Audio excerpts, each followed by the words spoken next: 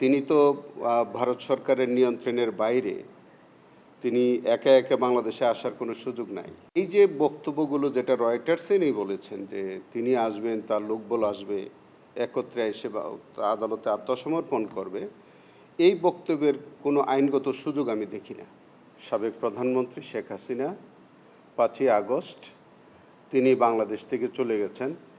আমরা যতটুকু জানতে পেরেছি তিনি ভারত সরকারের নিয়ন্ত্রণে নির্বাসনে আছেন।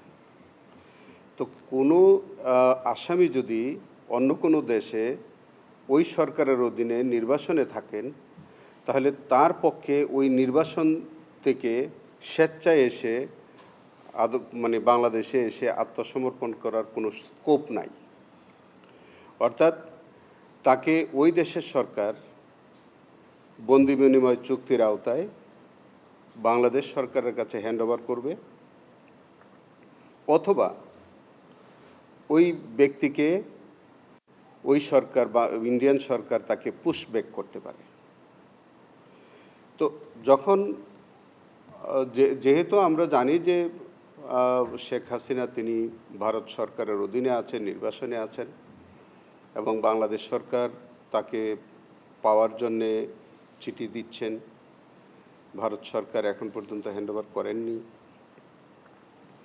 তো এই যে বক্তব্যগুলো যেটা রয়টার্সেই বলেছেন যে তিনি আসবেন, তার লোকবল আসবে, একত্রে এসে আদালতে আত্মসমর্পণ করবে, এই বক্তব্যের কোনো আইনগত সুযোগ আমি দেখি না। কারণ হচ্ছে তিনি তো নির্বাসনে আছেন, ভারত সরকারের অধীনে আছেন। তো তিনি স্বেচ্ছায় আসবেন কিভাবে? তাকে তো ওই সরকারের মাধ্যমে আসতে হবে। আর ওই সরকারের মাধ্যমে আসলেই তো ওই সরকার যদি তাকে হ্যান্ডওভার করতে হয়, তাহলে বাংলাদেশ সরকারের কাছে হ্যান্ডওভার করবে। হ্যান্ডওভার করার সাথে সাথে তিনি জেল হাজতে যাবেন। সো আত্মসমর্পণ করার কোনো সুযোগ আছে বলে আমার কাছে মনে হয় না। সেটাই বললাম যে এটা ভারত সরকারের নিয়ন্ত্রণে নির্বাসনে আছে। তো তিনি তো ভারত সরকারের নিয়ন্ত্রণের বাইরে। তিনি একা একা বাংলাদেশে আসার কোনো সুযোগ নাই। তো যদি সুযোগ না থাকে, তো তিনি কি করে বাংলাদেশে এসে আত্মসমর্পণ করবেন? সেটাও তো একই কথা। ট্রাভেল পাসের প্রশ্ন উঠবে না তো, কারণ উনি তো আছে ভারত সরকারের অধীনে। তো ভারত সরকার উনি যদি ফ্রি থাকতো, ধরেন উনি কোনো সরকারের অধীনে নাই, তিনি কোনো কারণে হয়তো পাসপোর্ট ছাড়া একটা দেশে আছে, তিনি আসতে চান দেশে, সেখানকার দূতাবাসে তিনি সাহায্য চাইবেন, এবং তখন বা এই দেশের মানুষ যদি তিনি বৈধভাবে যদি থাকেন বা এসে, তাহলে ওখানে একটা ট্রাভেল পাসের প্রশ্ন ওঠে। তিনি তো এখানে দণ্ডপ্রাপ্ত,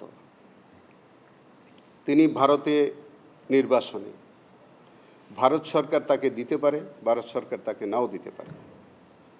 তো উনি স্বাধীনভাবে এসে আত্মসমর্পণ করবেন, এই সুযোগ আমার মনে হয় যে এটা ঠিক না।